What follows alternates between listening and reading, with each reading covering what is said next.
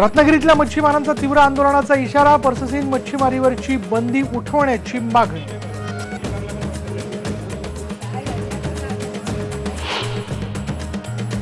बुलढाण्यात शौचालय बांधण्यासाठी नगरसेविकेवरच उपोषणाची वेळ, अंतर्गत वादामुळे शौचालय बांधण्यासाठी अडवणूक।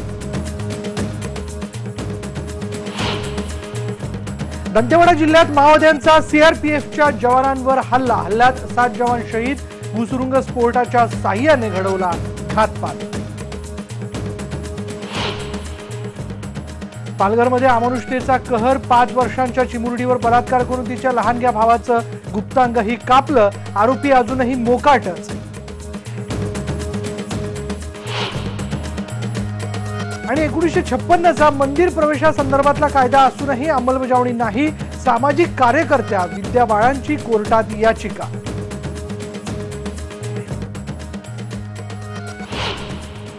नमस्कार, मी विशाल, गावाकडच्या बातम्यांमध्ये आपलं सगळ्यांचं खूप खूप स्वागत। आपण सुरुवात करूयात रत्नागिरीच्या बातमीने।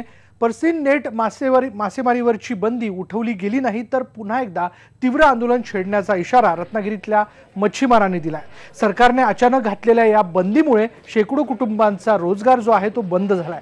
सध्या 300हून अधिक नौका गेल्या 2 महिन्यांपासून रत्नागिरी बंदरात उभ्या आहेत आणि या मच्छीमारांशी बातचीत केली आहे। एकूणच त्यांच्या काय समस्या आहे हे जाणून घेतल्यात आमच्या प्रतिनिधी दिनेश केळुसकर यांनी। पर्ससीन मासेमारीवर बंदी घातल्यानंतर जवळपास 2 महिने होत आलेले आहेत आणि रत्नागिरी आणि रायगड जिल्ह्यातल्या जवळपास 1,500हून अधिक नौका बंद आहेत। मासेमारी ठप्प झालेली आहे। मासेमारीवर जो अवलंबून व्यवसाय आहे तो ठप्प झालेला आहे आणि मुख्यमंत्र्यांच्या भेटी पण घेतल्या या सगळ्या पर्सिन नौकाधारकांनी आणि त्यांना मासेमारी सुरू करण्यात येईल असं आश्वासन देण्यात आलेलं होतं, काहीतरी तोडगा काढण्यात आलेला होता, पण काहीच तोडगा नाही आहे। त्याच्यामुळे अखेर या सगळ्या मच्छीमारांनी बैठक घेतलेली आहे आणि आंदोलनाचा इशारा दिलेला आहे। किती दिवस झाले आणि काय परिस्थिती आहे तुमच्या या सगळ्या व्यवसायाची? साधारणतः 55 दिवस ते 2 महिने झालेले आहेत। अजूनपर्यंत मुख्यमंत्री साहेबांनी याबद्दल दखल घेतलेली नाही। काय परिस्थिती आहे, त्याच्यामुळे काय झालंय? काय परिस्थिती म्हणजे इथे आता जीवन जगायचं कसं हा लोकांसमोर मोठा मुद्दा उपस्थित झालेला आहे। खलाशी सगळे अजून तुमचे बोटीवर तसेच आहेत की परत गेलेत, काय झालेलं आहे? अजूनपर्यंत खलाशी तसेच आहेत, अर्ध्या लोकांचे गेलेत पण त्या लोकांनी अजून पगार पण दिला नाही त्या लोकांचा आणि जसंच ठप्प राहिलेला पगार पण त्या लोकांचा आणि उपासमारीची पाळी आली आमची आज। काय किती इथे खलाशी येतात, कुठून खलाशी येतात आणि काय? खलाशी उमरगावचे आणि नेपाळी अशा ठिकाणचे लांब लोकांचे ठिकाणचे खलाशी येतात ओरिसे। त्यांना आम्हाला सोडायला पैसा नाही, आता तसेच ते अडकून राहिलेले आहेत। त्यांना सोडायचं कसं हेच विचार करतोय आम्ही। किती आता खरं तर हा मासेमारीचा हंगाम होता का? म्हणजे मिळालं असतं तर आता पुढचा धंदा मासेमारीचा धंदाच होता, त्याच्यामुळे आम्ही त्यांचा पगार ठेवला। ॲडव्हान्समध्ये ते आहेत आणि आमचे पैसे बुडीत आहेत। हा सगळा व्यवसाय ठप्प झालेला आहे, व्यवसायावर अवलंबून असणारे इतर व्यवसाय ठप्प झालेले आहेत आणि त्यामुळे हा एक प्रश्न गंभीर बनत चाललेला आहे। पारंपरिक मच्छीमारांनी आंदोलन केलं, तसंच उग्र आंदोलन आता पुन्हा पर्ससीन मच्छीमार करतील की काय अशी भीती आहे आणि त्यामुळे या सगळ्या परिस्थितीवर तोडगा काढता लवकर जेवढा शक्य होईल तेवढा काढला गेला पाहिजे। व्हिडिओ जर्नलिस्ट विजय वासुदकरसह दिनेश केळुसकर, IVN लोकमत, रत्नागिरी। तर पर्ससीन मच्छीमारीवरची मासेमारीची बंदी जी आहे ती उठवल्या गेली पाहिजे, कारण प्रश्न हा रोजगाराचा आहे आणि तीच समस्या उपासमारीची वेळ या मच्छीमारांवरती आलेली आहे, त्यांच्या हाताखालच्या कामगारांवरती आलेली आहे। यानंतर आपण जाणून घेणार आहोत राज्यातल्या दुष्काळासंबंधीच्या घडामोडी।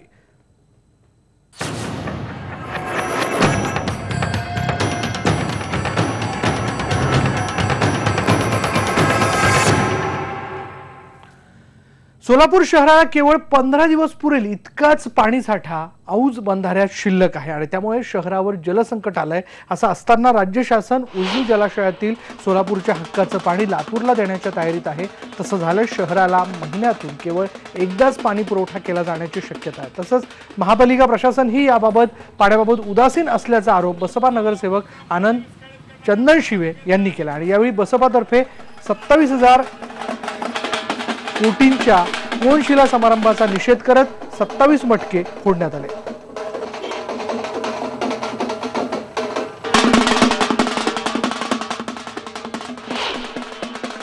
पाणी हिसकावून घेणाऱ्याच्या विरोधातही आम्ही आंदोलन केलेलं आहे. ह्याच्या भविष्यामध्ये तर तुम्ही उजनीचं पाणी असू द्या, कुठलंही पाणी असू द्या, हे सोलापूरच्या जे रिझर्वेशन आहे ते सोलापूरला असलंच पाहिजे. नाहीतर ह्याच्यासाठी महामोर्चा, सोलापूर शहर बंद अशा विविध प्रकारचे आंदोलन बहुजन समाज पार्टीच्या माध्यमातून आम्ही घेणार आहोत.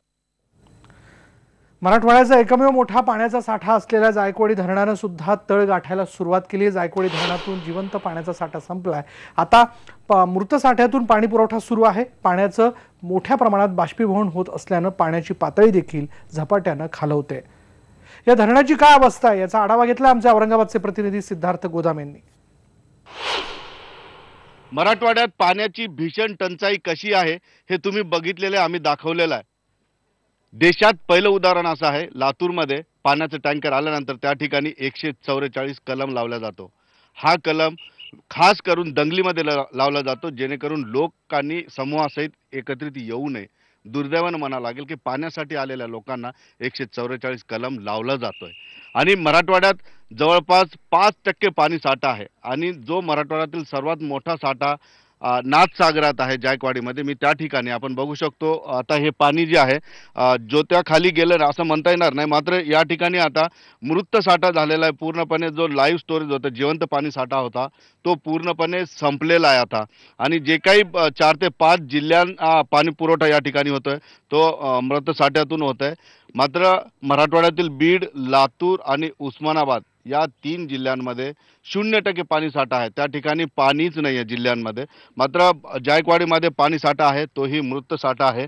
आणि यामधलं वास्तव असं आहे की हा साठा फक्त ऑगस्टपर्यंत पुरेल एवढा साठा आहे. याचा अर्थ असा आहे की जुलैमध्ये जर पाणी नाही पडलं तर मराठवाड्यामध्ये काय परिस्थिती होईल याची कल्पना आपल्याला करता येणार नाही. माझ्यासोबत जायकवाडीचे इंजिनियर आहेत अशोक चव्हाण साहेब. सर, मला एक सांगा, सध्या काय स्टोरेज आपलं? सध्या आपण आता मृत साठ्यामधून पाणी उचलत आहोत आपण आता. आणि हा जो काही साठा आहे आपण त्यात उणे 48 दलघमी पाणी आपण इथून उचललेलं आहे आपण मृत साठ्यामधून. आणि हे जो काही साठा आहे हा आपला साठा 14 मार्चला आपण मृत साठ्यामध्ये गेलो आहोत. अच्छा सर, किती ठिकाणी पाणी पुरवठा होतो इथून? इथून औरंगाबाद महापालिकेला पाणी पुरवठा होतो, इंडस्ट्रीजला होतो, इथून जालन्याला होतो, इथून गेवराई जे नगर परिषद आहेत त्याला पाणी पुरवठा होतो. इकडं नगर जिल्ह्यामधले जे काही शेवगाव, पाथर्डी, नेवासा ह्या गावांना पण इथून पाणी पुरवठा होतो. बरं, आता जो स्टॉक आहे हा किती, म्हणजे अंदाज म्हणतो मी, तुम्हाला एक्झॅक्ट सांगता येणार नाही, पण अंदाजे किती दिवस चालू शकतो? सध्या आमचं नियोजन 31 ऑगस्टपर्यंत आम्ही पाण्याचं नियोजन केलेलं आहे. तिथून पुढे पाऊस पडेल अशी शक्यता आम्ही. पावसावरच आपली मदार. हो, पावसावर आपली मदार आहे. एकंदरीतच ऑगस्टपर्यंतच हा पाणी साठा पुरू शकतो. जर जून जुलैमध्ये पाऊस नाही पडला तर काय परिस्थिती होईल याची कल्पना न केलेली बरी. याचाच अर्थ असा आहे आपण निसर्गाकडे मागणी करू शकतो की यंदा तरी चांगला पाऊस दे. मराठवाड्यात ज्या काही बळी जात आहेत पाण्यामुळं ते थांबतील. सुधीर जाधवसह सिद्धार्थ गोदाम, IBN लोकमत, पैठण, औरंगाबाद. केंद्र सरकार आणि राज्य सरकारची घरं तिथे शौचालय असा नारा देत असतानाच बुलढाणा जिल्ह्यातील शेगाव इथं एका महिला नगरसेविकेवर शौचालय बांधण्यासाठी चक्क उपोषणाची वेळ आली आहे. बुलढाणा जिल्ह्यातील शेगावमधील नगर परिषदमध्ये सत्ता असतानाही छाया योगेश पल्हाडे या नगरसेविकेला शौचालयासाठी उपोषण करावं लागतंय. अंतर्गत वादामुळे सत्तेत असलेल्या काही सदस्यांकडून शौचालय बांधण्यासाठी अडवणूक होते. विशेष म्हणजे शेगाव नगर परिषदच्या नगराध्यक्षा देखील प्रभाग 6 मधून निवडून आलेल्या आहेत, तरी शौचालयासाठी प्रयत्न होत नाहीयेत. मागणी मान्य न झाल्यास आता शिवसेना आपल्या स्टाईलने आंदोलन करेल असा इशारा यांच्याकडनं देण्यात आलाय. 6 मधील सार्वजनिक शौचालयासाठी मी इथे उपोषणाला बसलेली आहे. आम्ही वेळोवेळी पत्रव्यवहार करूनही काही आम्हाला त्याचा निर्णय आलेला नाही. आणि मला दुःखाची गोष्ट अशी वाटते की आमच्या नगराध्यक्षा शारदाबाई कल्लोरे सुद्धा त्याच प्रभागातल्या आहेत. जात, धर्म, लिंग असा भेद न करता मंदिरांमध्ये सर्व स्त्री पुरुषांना प्रवेश मिळावा असा कायदा जो आहे तो 1956 साली आला, तरी अजून त्याची अंमलबजावणी होत नाहीये. म्हणून कोर्टात याचिका दाखल केल्याची माहिती सामाजिक कार्यकर्त्या विद्या बाळ यांनी दिली आहे. आता न्यायालयानं देखील दखल घेतली आहे आणि सरकारनेही वेळकाढूपणा करू नये असं मत जे आहे ते ज्येष्ठ सामाजिक कार्यकर्त्या विद्या बाळ यांनी व्यक्त केलंय. 56 साली झालेला कायदा हा असं सांगतो की जात, धर्म, लिंग या कुठल्याही घटकावर भेदाभेद न करता हिंदूंच्या सगळ्या धार्मिक सार्वजनिक अशा मंदिरांच्या मध्ये किंवा प्रार्थना स्थळांमध्ये सगळ्या स्त्री पुरुषांना प्रवेश असला पाहिजे. इतका जुना कायदा आपल्याकडे अस्तित्वात असून पुन्हा श्री श्री रविशंकर, शंकराचार्य, देवेंद्र फडणवीस हे चर्चेत का वेळ घालवत आहेत असा मला प्रश्न पडला होता आणि म्हणून ही याचिका दाखल केली. आता तिचा जो एक लेखी आदेश येईल त्याच्यानंतर आपण सर्वांनी अधिक बोलणं, चर्चा करणं आणि जो स्वागतार्ह असा आदेश असेल त्याला खूप रेटा लावून तो प्रत्यक्षात येईल असं बघणं ही खूप गरजेचं आहे. आठवडाभरापासून परभणी जिल्ह्यात उन्हाचा कहर झाला असून मार्च महिन्यातच जिल्ह्याचं तापमान हे 40 पार गेलेलं आहे. 40 पार केलेली या तापमानाने मागच्या आठवड्याभरापासून जिल्ह्यात मोठ्या प्रमाणावर उकाडा जाणवत असल्याने शहरातील सर्व रस्ते निर्मनुष्य होत आहेत. तर या उष्णतेपासून वाचण्यासाठी अनेक जण थंड पेय, ज्यूस आणि त्याचबरोबर इतर फळांचा आधार घेत आहेत. तर बाजारपेठ ही दिवसभर ठप्प असून सायंकाळी 6 नंतर नागरिक घराबाहेर पडताना दिसत आहेत. विशेष म्हणजे मार्चमध्येच एवढं तापमान असल्याने एप्रिल आणि मे मध्ये काय होईल याचा विचारही न केलेलाच बरा. आणि यानंतर इथे वेळ झाली का ब्रेकची आणि ब्रेकनंतर आपण इतरही बातम्या जाणून घेणार आहोत. पहा फक्त IBN लोक.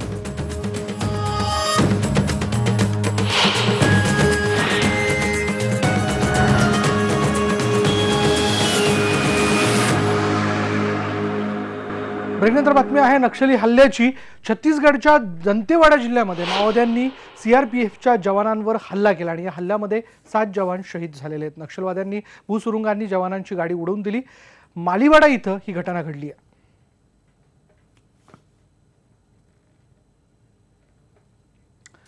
यानंतर पाहूयात आपल्या 8 वर्षांच्या मुलीला विहिरीत ढकलून महिलेनं स्वतः आत्महत्या केल्याचा प्रकार जो आहे तो परभणीत घडलेला आहे.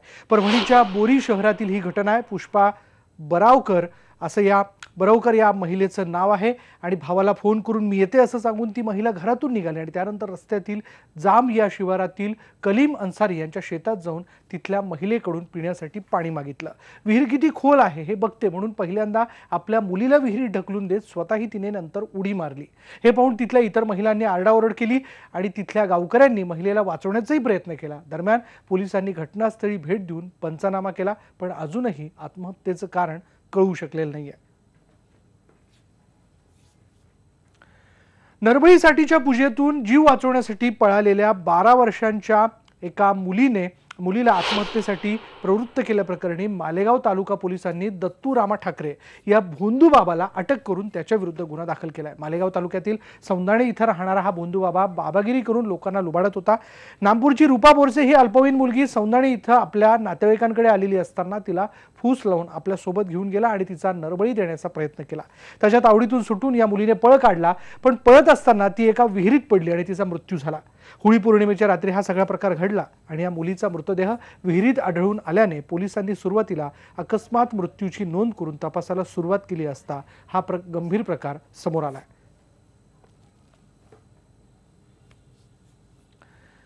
भंडारा जिल्ह्यातल्या लाखांदूर तालुक्यातल्या उपपोस्ट कार्यालयात चोरट्यांनी दरोडा घातल्याचा प्रकार जो आहे तो उघडकीस आलाय. शनिवारी डाकघरातील कामं आटपून कर्मचारी निघाल्यानंतर हा दरोडा घालण्यात आला. सोमवारी सफाई कर्मचारी महिला उपडाकघर कार्यालयात आल्यानंतर ही चोरी उघडकीला आली. कार्यालयातील सर्व कागदपत्र चोरट्यांनी अस्तव्यस्त केलेली होती. तसंच लॉकरमधून 65,000ची रोकड लंपास करण्यात आलेली होती. याबाबतचा पुढला तपास लाखांदूर पोलीस करतायत. यानंतर बघूयात आंतरजिल्हा बदलीसाठी गोंदियातल्या जवळपास 220 शिक्षकांनी सहकुटुंब साखळी उपोषणाला सुरुवात केली आहे. वारंवार निवेदनं देऊनही जिल्हा परिषदेचे अधिकारी जागा रिक्त असूनही हजर करून घेत नसल्याचा आरोप या शिक्षकांनी केला. मागल्या 7 ते 8 वर्षांपासून आंतरजिल्हा बदलीच्या प्रतीक्षेत हे शिक्षक आहेत. जिल्हा परिषदेच्या आवाराबाहेर सहकुटुंब सुरू असलेल्या या साखळी उपोषणाला पहिल्याच दिवशी गोंदिया जिल्ह्यातील अनेक शिक्षक संघटनांच्या पदाधिकाऱ्यांनी भेट देऊन आपला पाठिंबा जाहीर केला. तर पालकमंत्री राजकुमार बडोले यांनी या शिक्षकांना भेट देऊन मागण्यांसंदर्भात सकारात्मक निर्णय घेण्याचं आश्वासन दिलं. मात्र नोकरी करताना शासनाचं पती पत्नी एकत्रीकरण कायदा असतानाही पती एकीकडे तर पत्नी राज्याच्या दुसऱ्या टोकावर अशी स्थिती आहे. जिल्हा परिषदेचे अधिकारी याकडे दुर्लक्ष करतात आणि लवकरात लवकर यावर तोडगा निघाला नाही तर सहकुटुंब आमरण उपोषण करण्याचा इशारा या शिक्षकांनी दिलाय.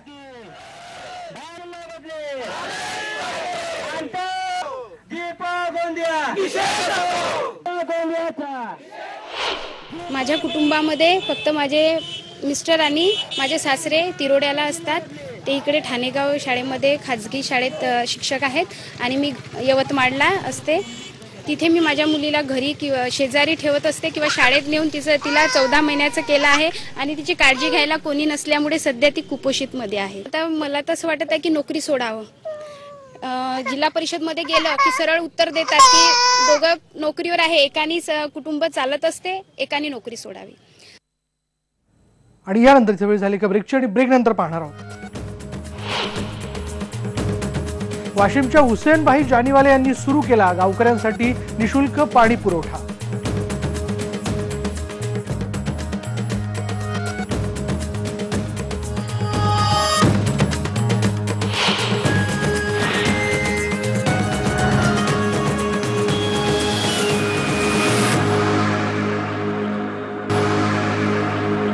ब्रेकनंतर बातमी वाशिमची. सध्या राज्य दुष्काळाच्या छायेत जगत असताना अनेक ठिकाणी पाणी चोरीच्या घटना तर कुठे पाणी विक्रीचा व्यवसाय होताना दिसतोय. असं असताना वाशिम जिल्ह्यातील बोराळा गावातील हुसेनभाई जानीवाले यांनी मागील 15 वर्षांपासून बोराळा गावाला निशुल्क पाणी पुरवठा करण्याचा विडा उचललाय आणि तो आजही अविरतपणे सुरू आहे. 15,000 लोकवस्तीच्या या गावातील लोकांना पाण्यासाठी मोठी पायपीट करावी लागते आणि गावातील लोकांचे पाण्यासाठी होणारे हाल बघता हुसेनभाई यांनी त्यांना ते पाहवलं नाही आणि त्यांनी गावाजवळ असलेल्या आपल्या शेतामधून 4 लाख रुपये खर्च करून गावात पाण्याची स्वतंत्र पाईपलाईन योजना सुरू केली आणि दररोज निशुल्क पाणी पुरवठा केला जात असल्याने या सेवाभावी माणुसकीला गावकरी सलाम करताना दिसत आहेत.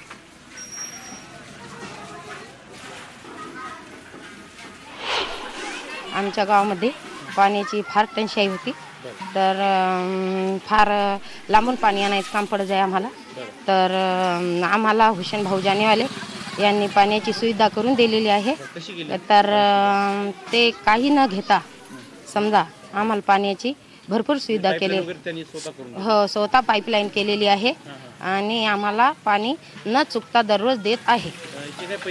काहीच नाही, पैसे गिसे काहीच घेत नाही है और न चुकता भी हमारा दररोज पानी येण्यात आहे. हुसैन भैया के पाइपलाइन करे वाली है, उनके कुएं से हमारे गांव में हमेशा 10 सालों से नल चालू रहते हैं. रात के 1 बजे 2 बजे 4 बजे 6 बजे जब देखो नल रोज चालू रहते हैं. इसके लिए पैसे किसे लेते हैं? इसके लिए पैसे वैसे नहीं है, 10 सालों से चालू है. अशा दुष्काळी परिस्थितीत हुसेनभाई अशा पद्धतीने निशुल्क पाणी देण्याचं काम करतात. त्याबद्दल गावकरी त्यांचे खूप आभारी असल्याचं दिसून येत आहे. मोठं काम ते करतात या सगळ्या परिस्थितीत. यानंतर बातमी आहे पैठणमधनं. पुण्यनगरी पैठणमध्ये नाथषष्ठीनिमित्त गावकऱ्यांची मांदेळी भरली आहे. नाथषष्ठीनिमित्त नाथांच्या समाधीचं दर्शन घेण्यासाठी मोठी गर्दी आहे. भजन कीर्तनामुळे मंदिर परिसर प्रसन्न झाला आणि याचाच आढावा घेतलाय आमचे औरंगाबादचे प्रतिनिधी सिद्धार्थ गोदाम यांनी. नाथषष्ठी, त्यामुळे पैठणमध्ये वारकऱ्यांचा खूप मोठा या ठिकाणी उत्साहात नाथषष्ठी साजरी केली जाते. पूर्ण पैठण नगरी आज पवित्र झालेली आहे आणि वारकऱ्यांच्या एकंदरीतच या ठिकाणी उत्साहाचं वातावरण आहे. माऊली आहेत आपल्यासोबत, महाराज आहेत. महाराज, मला एक सांगा, नाथषष्ठीचं काय महत्त्व आहे आज? एकनाथ षष्ठीचं महत्त्व म्हणजे वारकरी संप्रदायातली 2ऱ्या क्रमांकाची ही वारी आहे. पंढरपूरच्या आषाढी वारीनंतर 2ऱ्या क्रमांकाचा मोठा सोहळा म्हणजे शांतीब्रह्म एकनाथ महाराजांच्या एकनाथ षष्ठीचा सोहळा आहे. या सोहळ्याचं आणखी एक वैशिष्ट्य असं आहे की फाल्गुन वद्य षष्ठी हा दिवस नाथ महाराज स्वतः साजरे करायचे. आपले सद्गुरू श्री जनार्दन स्वामींचा जन्मदिवस म्हणून तो साजरा करायचे. त्यानंतर आपल्या सद्गुरूंचा नाथ महाराजांना उपदेश आपल्या सद्गुरूंकडे ज्या दिवशी मिळाला तो दिवस म्हणजे फाल्गुन वद्य षष्ठी. नाथ महाराजांना पहिलं दत्तात्रय दर्शन ज्या दिवशी घडलं तो दिवस म्हणजे फाल्गुन वद्य षष्ठी. नाथ महाराजांचे सद्गुरू जनार्दन स्वामी ज्या दिवशी निजधामाला गेले तो दिवस म्हणजे फाल्गुन वद्य षष्ठी आणि एकनाथ महाराजांनी समाधी घेतली तो दिवस म्हणून फाल्गुन वद्य षष्ठी.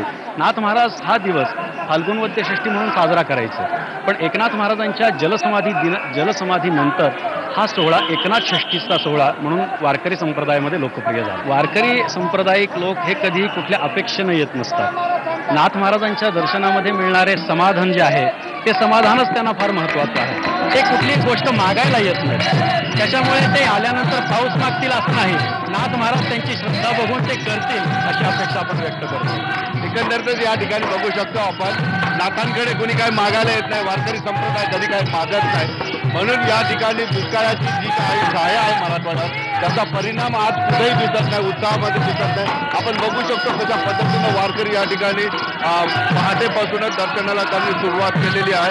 नाथांच्या दर्शनासाठी इथं पहाटेपासून खूप मोठ्या प्रमाणात गर्दी या ठिकाणी आहे. आणि आज उद्या विविध पालखी सोहळे असतील, वेगवेगळे पारंपरिक वारकरी संप्रदायाचे या ठिकाणी कीर्तन होते. आपण बघू शकतो या ठिकाणी आता सध्या नाथांच्या समाधीसमोर कीर्तन सुरू आहे.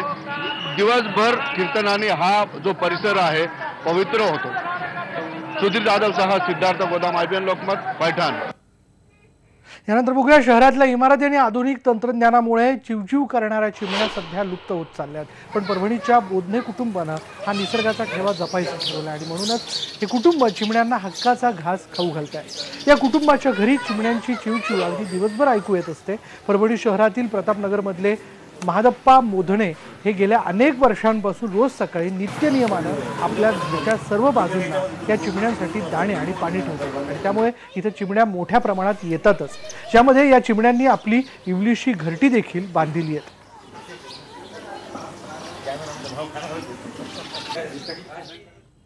तर ह्या होत्या आत्तापर्यंतच्या गावाकडच्या बातम्या. इथेच थांबूयात. पहा फक्त IBN लोकमत.